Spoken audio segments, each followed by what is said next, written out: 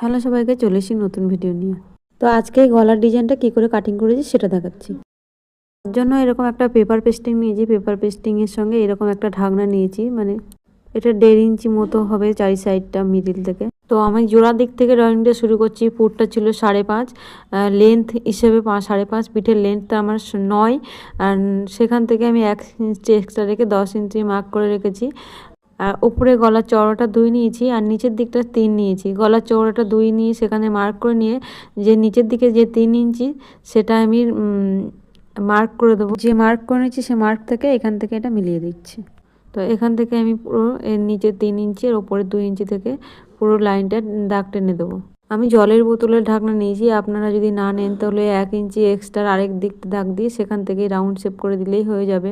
তো দেখুন আমি এখান থেকে যে জলের ঢাকনা নিয়েছি আমার মিডিল বরাবর এখান থেকে মানে দুভাগে ভাগ করে, মানে যেটা মিডিল হবে সেখান থেকেই আমি দাগটা দিয়ে দিচ্ছি। দেখুন কত সুন্দর একটা করে সিম্পল কোনো মাপ ছাড়া, কোনো দাগটাও বাঁকাটারা হবে না, আর সুন্দরভাবে আমার শেপটাও হয়ে যাবে আর ঠিক মাপেও হয়ে যাবে।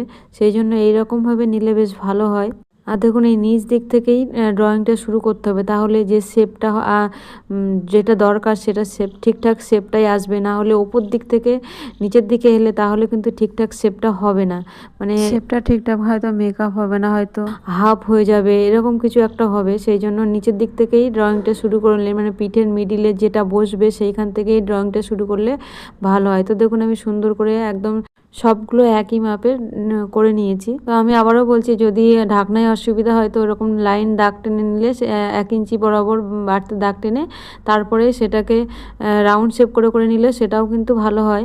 তো সেটার শেপটা এত সুন্দর আসবে না, তার জন্য এরকম জলের ঢাকনা নিলেই ভালো হবে। তো সেই ঢাকনার যে মাপটা হয়েছিল সেই মাপে মাপে আমি কাটিং করে নিয়েছি, তাহলেই আমার দেখুন কত সুন্দরভাবে হয়ে গেছে। তো দেখুন দেখুন কতটা সুন্দরভাবে শেপটা হয়ে। আপনি যদি ডিজাইনটা প্রথম করতে চেষ্টা করেন তাহলে আগে পেপারে একবার ট্রাই করে নেবেন, তারপরে এরকমভাবে পেপার পেস্টিংটা নেবেন, তাহলে নষ্ট হবে না।